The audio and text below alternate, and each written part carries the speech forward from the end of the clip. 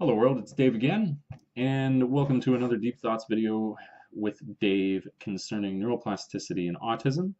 The style of this video is going to be a kind of question and answer format because I had an individual kind enough to write in, Omnivore, I think that's how I'm supposed to say it, who asked a few questions of the other video that I did on neuroplasticity and autism, and I thought it better just to make a response video as opposed to doing a try and respond with limited characters in the comments. This will just do far better justice to it.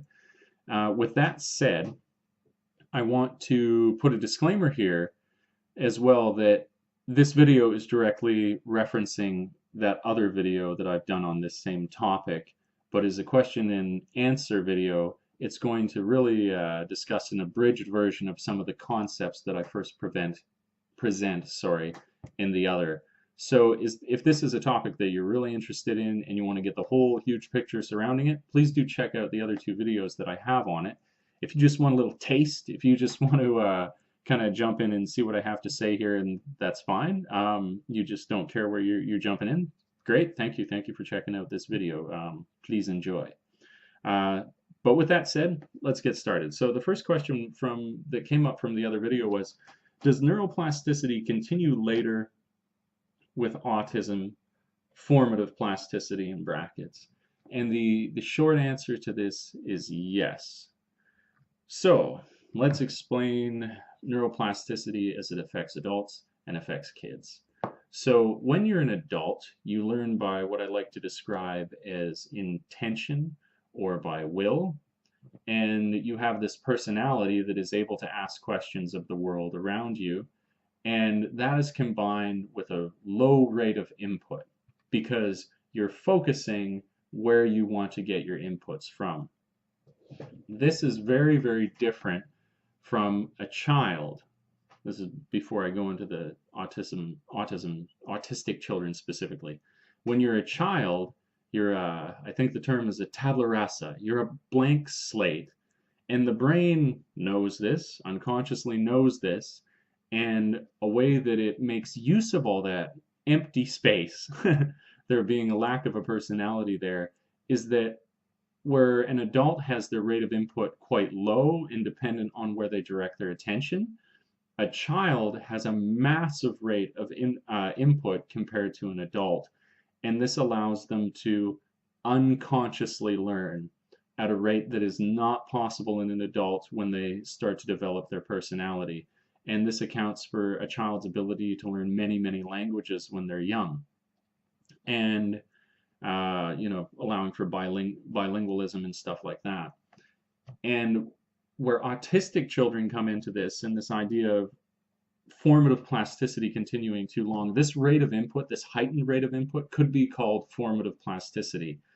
Where autistic children run into trouble is that they reach a point in their development where that rate of information is supposed to reduce as your personality starts to emerge, where you become more able of asking questions of the world. You don't need that same rate of input, and so it starts to diminish, it starts to get reduced.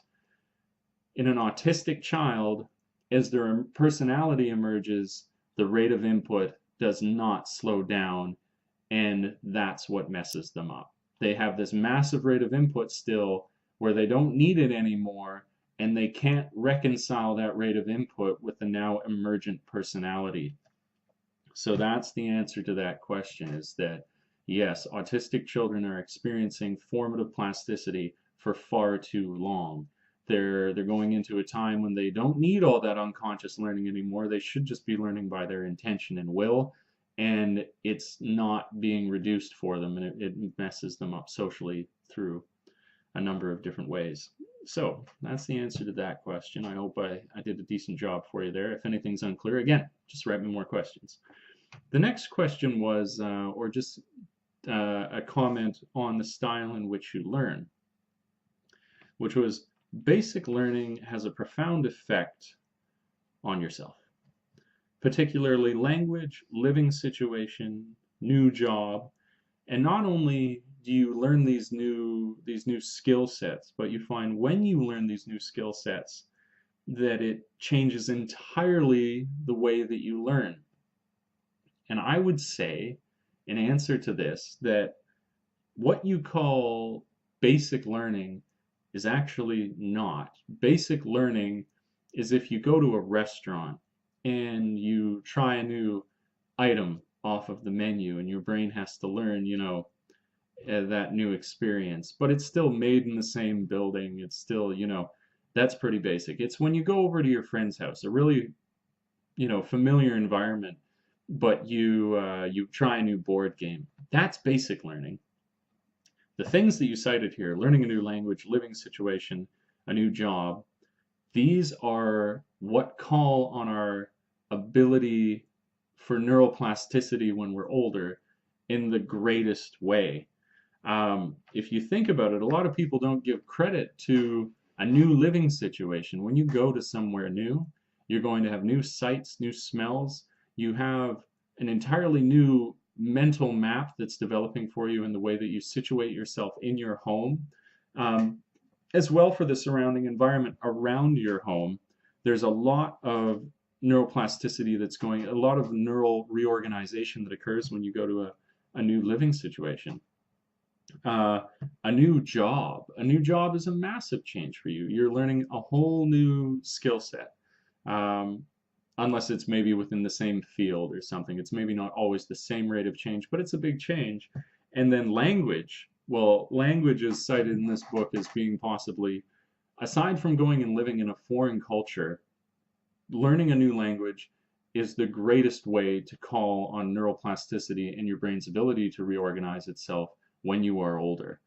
And then this coexists with the idea that you've brought up where you say that when you learn these things, that you actually change fundamentally the way in which you learn. I can lift this directly from my source as well as that experience that you're talking about. This is a shared experience for all of us, that when any of us try and undergo these kinds of changes, not only will you learn the new skill set, but you will learn how you learn, or you will alter the way in which you learn in general. And this is a really good thing. Um, our brain could be thought of more and more as I look into this like a muscle. And a muscle, if he wants to stay strong and healthy, needs use or it will atrophy. And I want to then extend this idea to something I've taken from the book, which I thought was a great analogy. That if you think about the brain and your use of it in this way, you think of it as a ski hill. When you go down a mountain for the first time, it's easy to make new choices because nothing has been done before. You come out to all this fresh snow and you make a choice on the path you're going to go down. Well, imagine that at the top of the hill that day, what you're doing is your first rundown on your new job. Now, the next day that you show up, there's still tons of fresh snow. You could go a million different ways, but you will usually go down the path that makes sense for you because you have all this already developed input for yourself where you're like, I know if I go down that path that I can hit this bump here, I got this angle here, I can do this. And to repeat the point, you could go a different way, but we start to develop habits very, very quickly in terms of what is familiar and easier for us. And this will eventually develop to the point where you think of all your skills each time you're coming to the top of the mountain, whether it's your job or your living situation. We develop all these incredibly familiar patterns until there is no fresh snow left on the mountain. There's only these really developed tracks of familiarity. And this is an aid to us and also a problem for us because, like I say, your brain is supposed to be like a muscle. It benefits from working out, from doing things that it's less familiar with. It aids us in having a homeostatic life where if we're trying to develop in a career, it doesn't benefit you if every single day you had to go in and really work hard on getting through to the end of the day. It's a benefit to us to be able to become familiar with something and think less about the action so we can focus on other things. We can just get better at the entire experience of our environment. And somebody who then has been in the same job for 10 or 20 years barely has to think about doing their job. They get to the top of the mountain, they can see the path that they take down. It's incredibly efficient. But what this means is that your brain is no longer getting any kind of a workout. And the idea could then be that if you switch a job, you have an entirely new mountain that you need to develop in terms of tracks. And that's really, really healthy. That change is good for you because it's getting your brain to work out again as it has to forge new neural pathways and things like that. I would say you just in an adult who you don't want to be switching your job all the time, you want to lead. I refuse to use the word realistic. I think that's a horrible word. You want to live a life where you can progress and you're not always changing your job because that's not always for everyone. I would just say that be mindful of this fact that we become like a life zombie because we become so familiar with our lives that we just follow the same tracks and we don't question it, and it's very comfortable. Where you could still be doing that, but then if you incorporate new things into your life, it's amazing how the that old phrase, do one thing a day that scares you. It's really important. It means that you're using your brain in an unfamiliar way and using your brain. We benefit from familiarity and efficiency, but it eventually starts to work against us where our brain will start to pare down until that's all you have left is this familiar course, and because you never tried to do anything else, that other effect that the brain has, use it or lose it, will start to really, really hurt you, where all you know how to do is your job. And when this returns to the point we're learning how we learn, your brain can learn that it doesn't need to learn. Think of that one. Think how crazy that is. And if you teach your brain that it doesn't need to learn, you're in trouble. And we can absolutely do that for ourselves. That's the horror and the beauty of the plastic brain, is that it'll basically do whatever you tell it to do. So if you turn it into the super brain, it'll do it. If you turn it into a brain that needs to know nothing and only exists within this very blinders on narrow lifestyle, it'll do it. It'll be the best at anything, even if it means being the best at doing nothing. Trippy. That's a trippy thought. So when you say that you have these it's almost a bubble burster, these unique experiences of, when you change so much from this type of learning, I would say welcome to Team Human. This is something that is a shared experience, and it's good. It's something that we should all try and do. We should all try and change the way in which we learn and do it through these types of things that calls on this greater level of neuroplasticity, which is usually doing something that is truly unfamiliar to ourselves, like learning a new language, changing our living situation, having a new job, things like that. Now, there was a final section, I'll just read it here from your questions, which was, I think people like me aspire to get better at recognizing complex patterns because it's the only way to cope with weaker sensory filters, e.g. learn to drink from the fire hose of sensory input because there's no other option.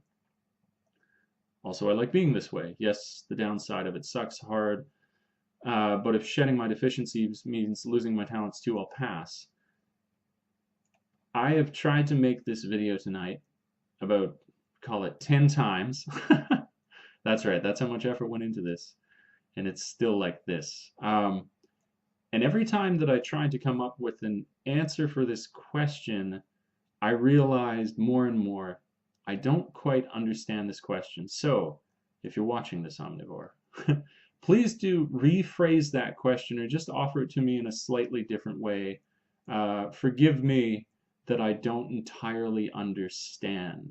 But I do want to. I want to know exactly what your question is there. So as opposed to blundering through and trying to answer it in a way that I half feel like I understand what it is that you're asking, I would ask for just a slightly greater clarification for what it is that you want to know from that question. And that brings me to the end of this. It should not go more than 15 minutes if I'm just answering a few questions. So for Omnivore, thank you for checking out my videos. I really appreciate that. When I made those videos, like, who's going to look at neural plasticity and autism? Seriously. This one's for me, but then people are checking it out, so I really appreciate that. Hope this has been useful for you. I'll be making a few more videos in that vein as well. I just need to visit the book again.